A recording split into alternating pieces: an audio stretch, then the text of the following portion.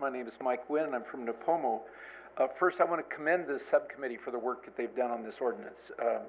I think it's really taking shape, and I appreciate all their work. Some people in the county clearly have concerns about noise, light, and congestion sort of being generated by dozens of barns that are in their area. It would turn it into a large entertainment area, and I can understand those concerns if they're real. But I come from a community of about 25,000 people that has one barn that can be used for this purpose. And the problem is that many times in the past it's been restricted, and we don't have places for weddings, family reunions, nonprofit service organizations, and youth fundraisers. We don't have them. And what's worse, the county has no funds for the building of public facilities. So I'm very pleased to see in this draft that a conditional use permit could in fact be secured with proper public process. And we would in fact be able to have meeting places without the expenditure of public monies, without increases in taxes, without increased liability and operation and maintenance costs to the county. But I would ask you to consider a couple of things.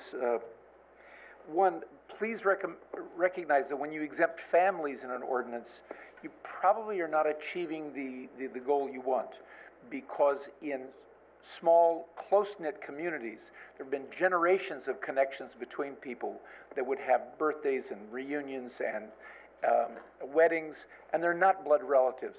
They would be excluded by this unless you can broaden it somehow. Secondly, I would urge you to retain ag-zoned land as potential sites for commercial events. Not all ag land, obviously, and not all events, but I think that's a valuable thing. Some kinds of land are zoned ag, but they could just as easily have been RR, and I think they would serve as well that way. Limited events, I would encourage you to limit them to once every 5 years. I think 10 years is overkill. I don't think 5 years is very frequent. For education and public benefit, I would urge you to allow the site owners to charge, at least so they can recover their expenses and their fees. To have to donate it when they're not a nonprofit themselves is a problem.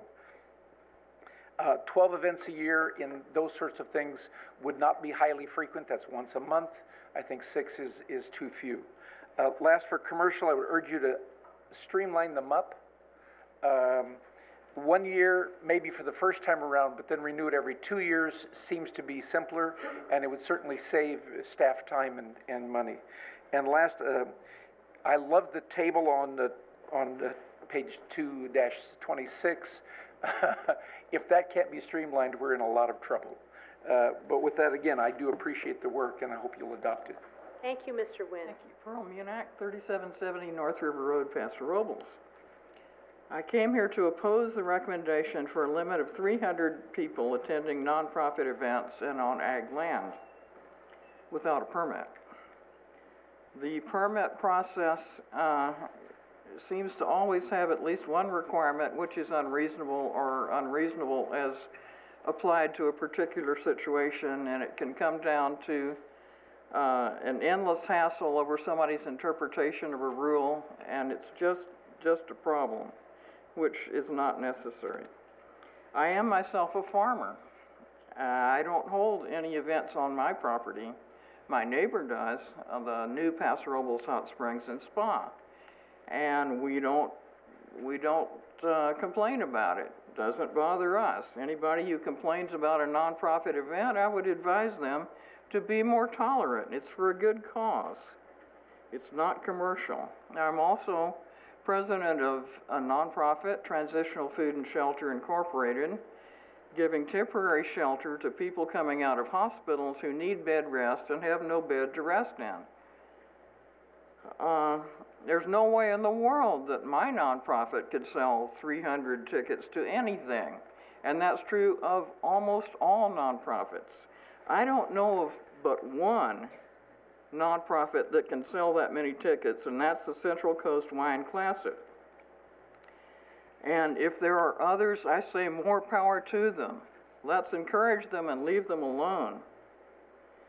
Central Coast Wine Classic is an annual event taking place at a hotel and partly at a winery. And it brings in many tourists that benefits the hospitality industry, it benefits the wine industry, and it benefits the nonprofits, because all of the money that they raise is distributed to other nonprofits, making it unnecessary for them to have their big extra fundraising events. Thank you. I want to thank Bob and Ann for their conscientious direction in this ordinance, and Karen for being so conscientious and writing everything down.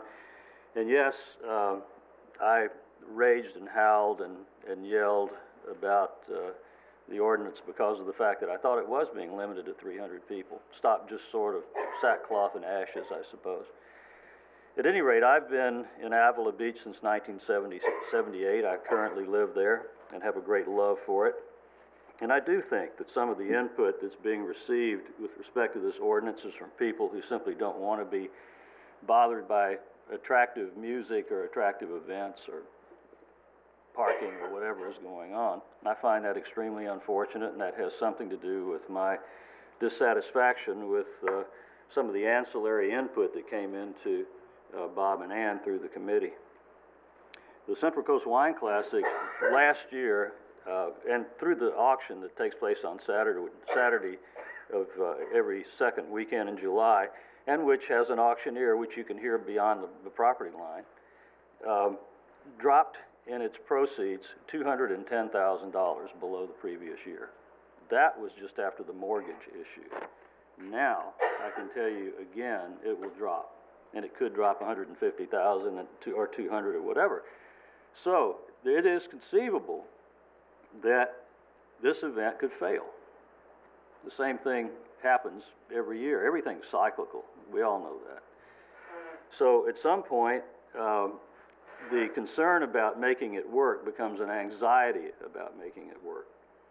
And if we had to hand another $8,000 out in order to have it take place, then we are simply putting ourselves in further financial jeopardy.